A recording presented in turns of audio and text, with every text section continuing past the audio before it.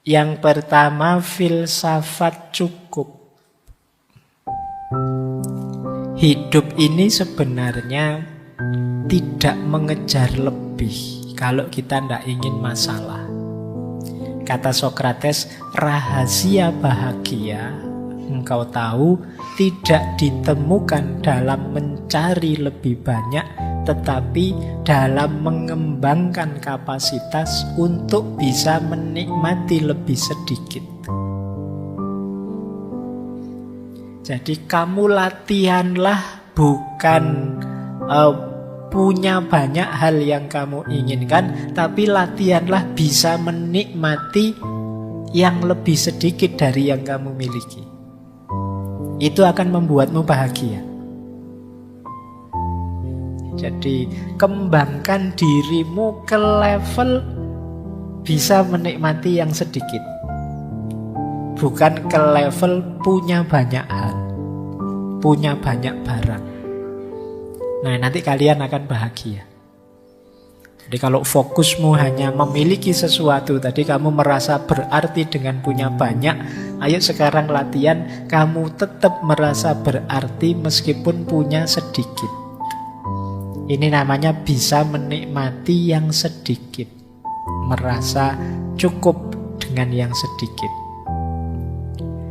Selanjutnya kata Sokrates, dia yang tidak puas dengan apa yang dia miliki tidak akan puas dengan apa yang dia ingin miliki.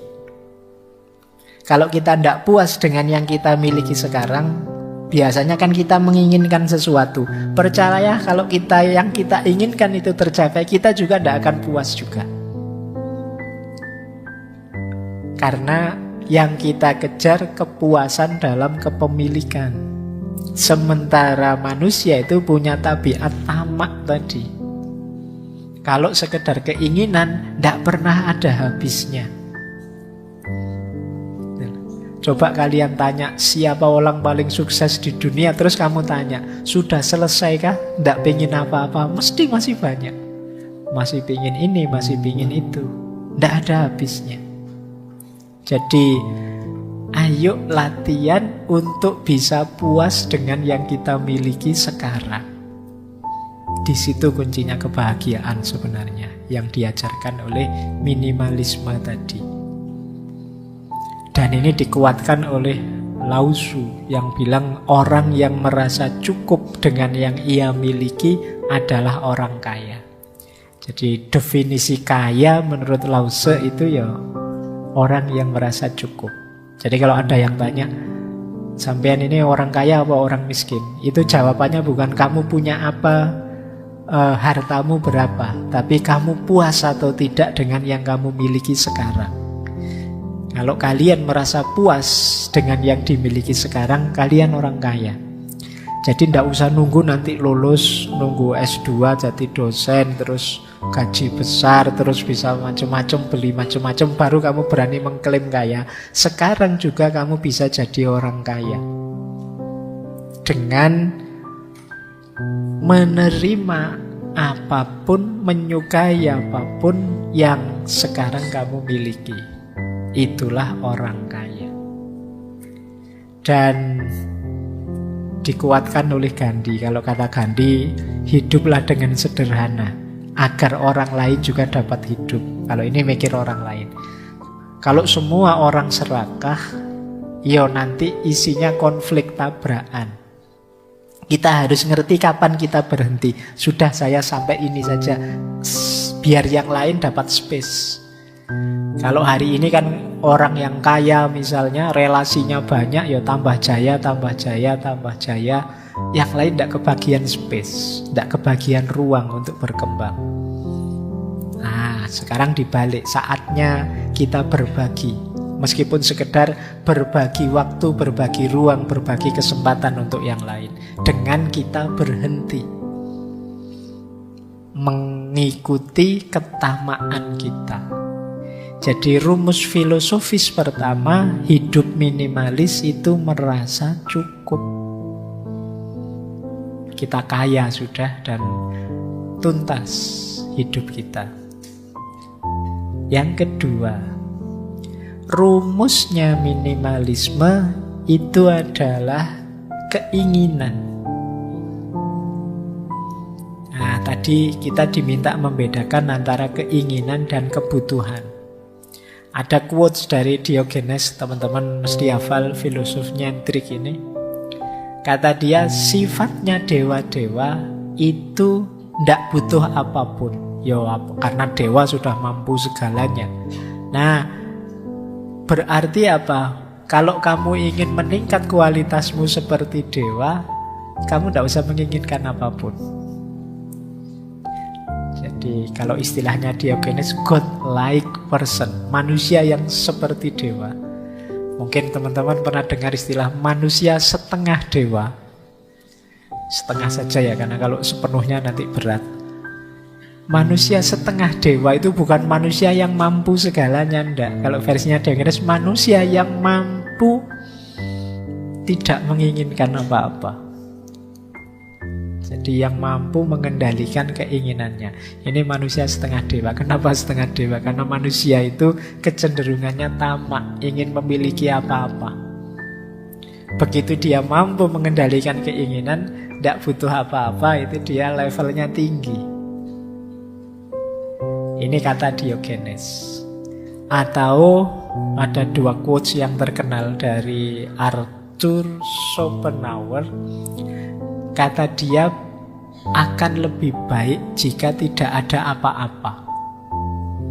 Berarti kita tidak punya apa-apa, itu lebih baik. Karena ada lebih banyak rasa sakit daripada kesenangan di bumi ini. Setiap kepuasan hanyalah sementara, menciptakan keinginan baru dan kesusahan baru. Jadi kalau kita mencapai satu kepuasan tertentu, kalau itu levelnya manusia, itu kan sifatnya sementara. Terus kita ingin lagi, ada keinginan baru. Kalau ada keinginan baru, ada kesusahan lagi yang baru. Ini filsafat kehendak atau filsafat keinginan dari Arthur Schopenhauer. Jadi kata dia, hakikatnya hidup itu menderita. Kenapa? Karena kita menjalani hidup dengan dasar keinginan. Orang ingin ini kan sakit. Ingin itu kan berarti ada sesuatu yang ingin dia target dan belum terpenuhi. Itu kan menyakitkan. Pengen punya mobil, pengen punya pacar, pengen lulus cepat. Itu kan keinginan berarti belum terpenuhi. Diri kita merasa sakit, menderita, sampai keinginannya terpenuhi. Sementara ketika keinginan terpenuhi, manusia kan tidak selesai. Ada lagi keinginan yang baru, menderita lagi. Sekarang teman-teman mati-matian ngejar biar lulus cepat misalnya.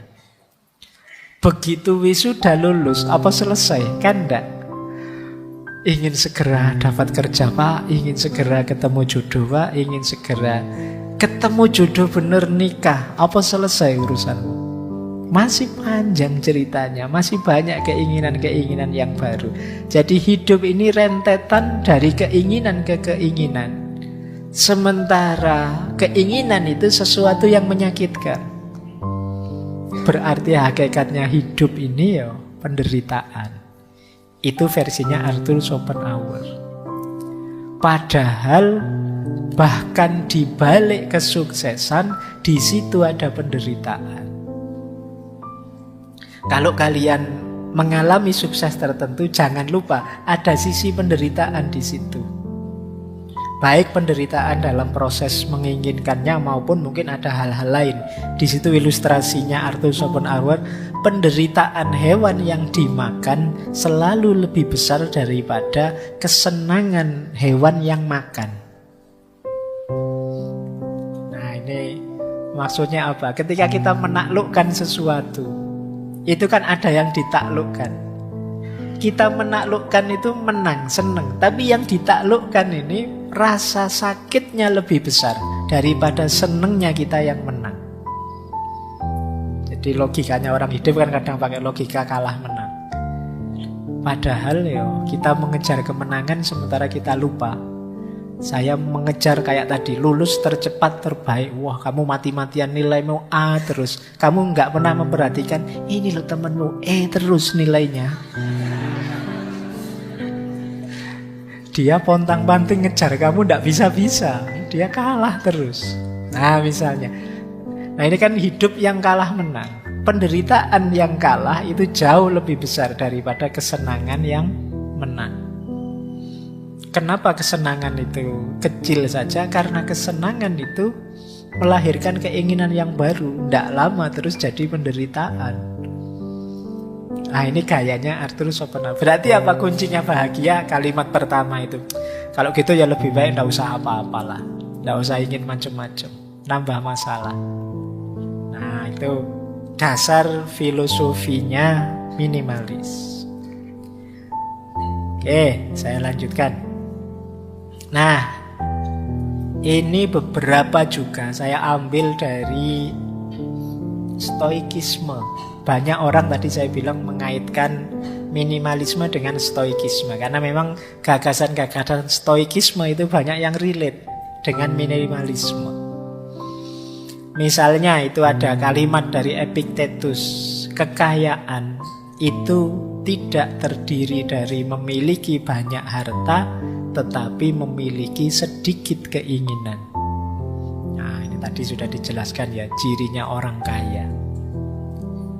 Terus kebalikannya kata Seneca, bukan orang yang memiliki terlalu sedikit, tetapi orang yang menginginkan lebih, itulah miskin.